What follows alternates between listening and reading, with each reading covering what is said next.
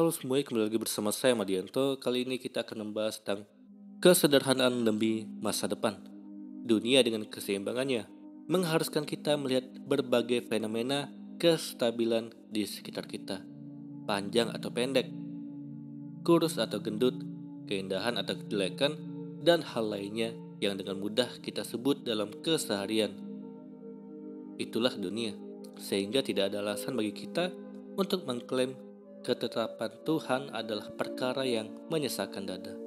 Mungkin sebagian orang mampu dalam mengkonsumsi sumber daya sehingga mereka digolongkan ke dalam golongan mapan.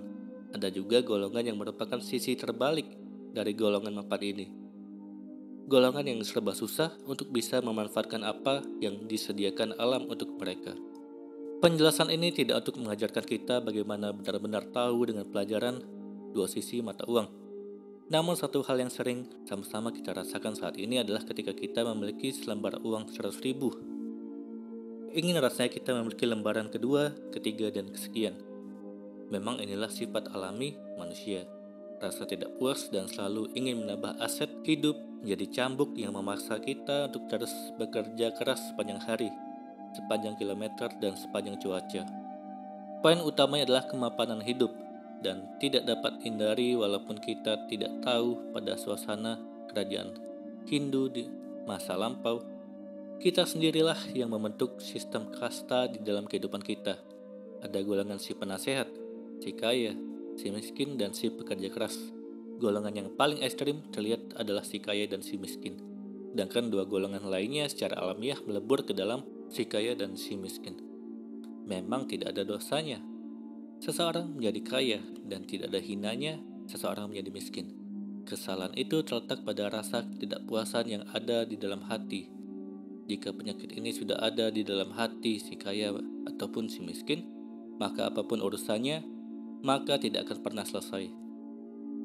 Banyak berita yang menyebutkan mereka yang dari golongan biasa mampu menyekolahkan anak-anak ke jenjang yang lebih tinggi, bahkan hingga ke luar negeri. Pendapat yang biasa jika dilihat pada umumnya, namun dapat menyekolahkan anak mereka hingga sarjana. Ini adalah contoh sederhana, nominal tidak menjadi penyebab utama ketidakmampuan hidup. Lalu apakah mereka yang tiap tahunnya menuntut kenaikan upah juga mutlak salah? Mereka tidak salah. Mereka boleh saja meminta kenaikan. Mereka boleh saja melakukan aksi. Namun sebelum mereka melakukan itu semua, haruslah setiap individu melihat isi dapur rumahnya. Jika kenaikan ini digunakan untuk mengganti motor bebek menjadi motor yang lebih besar, tas Tanah Abang menjadi tas merek, mobil Kijang menjadi mobil MPV, apakah perbuatan itu wajar? Ini perkara hati dan tidak semua orang dapat menerimanya. Rasa syukur dan kesederhanaan itulah yang harus dimiliki setiap orang. Memang hal ini tidak mudah, apalagi untuk mereka yang sudah terlanjur berkeluarga dan mata yang tidak terjaga melihat silaunya dunia. Namun kalau kita tidak mau memulainya dari sekarang, maka sulit dihindari jika masa pensiun tiba, kita tidak mampu berdiri sendiri karena selama ini hanya mengandalkan gaji dan adanya serangan nafsu yang begitu besar. Harus dimulai untuk mau menyederhanakan keinginan dan bertindak berdasarkan prioritas. Tentunya disertai dengan sikap berhemat dan mengelola keinginan yang ada saat ini untuk jangka panjang.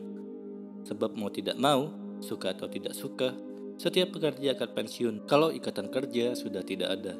Maka dari itu, hiduplah secara sederhana dan pikirkanlah masa depan dengan menyimpan dana pensiun ataupun menabung sebisa mungkin.